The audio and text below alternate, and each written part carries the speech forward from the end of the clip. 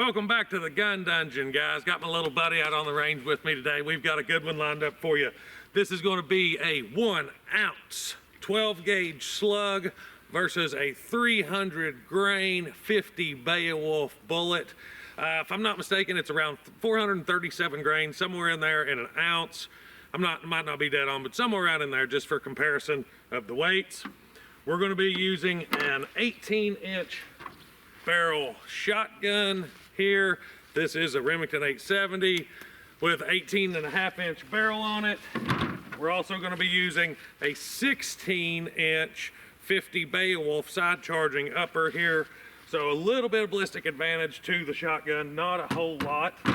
But for those that don't know, the ballistic chicken video is 2 chickens lined up. Typically we have ballistics gel inside the cavities, but I don't think these are going to last very long, so I just left the giblets inside. I feel like these are probably going to evaporate a little bit, but we'll run the 12 gauge first. We'll have a slow-mo camera set up and we'll see how it goes.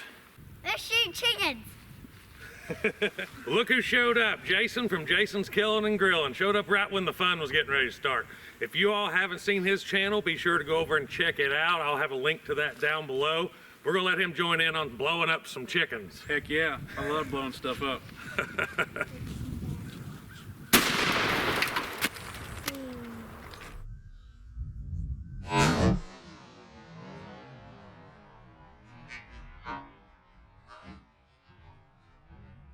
Look at this, guys. There is chicken everywhere over here. Look at my camera. My camera is covered. I'm sure y'all saw it splatter on the slow-mo. There's nothing left on the table at all. And let's see. We went into the block and then exited out the side, so we did not catch that sucker. But wow, just look all the way over here. That 12 gauge slug is devastating. Wow.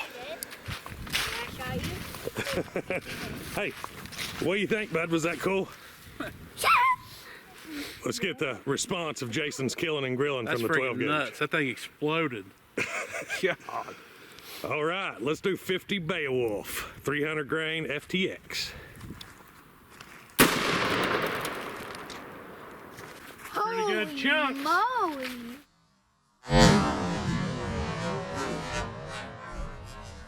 All right, guys, this is how it was laying on the table. Chicken goop everywhere.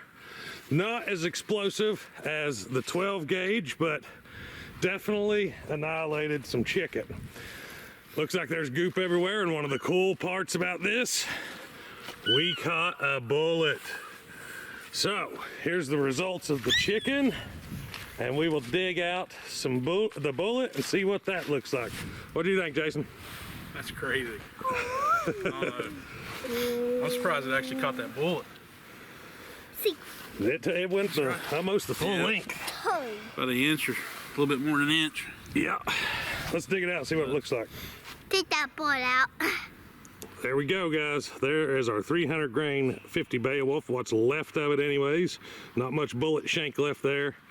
That sucker is flattened out. Started out at ½ an inch, so just remember that. All right, guys, that's what I got for you today. The 12 gauge versus 50 Beowulf. I think the 12 gauge edged that one out. What do you think? Yeah, definitely. Yeah, just a little bit. Up close, the 12 gauge definitely had more oomph. Now, if you take into consideration the aerodynamics of a slug versus a pointed bullet like the FTX 50, you start getting some distance out there. The 50's probably going to retain more of that energy out farther, but up close, that 12 gauge slug was absolutely brutal. Devastating. Until next time, guys, y'all stay tuned. I got that scratch.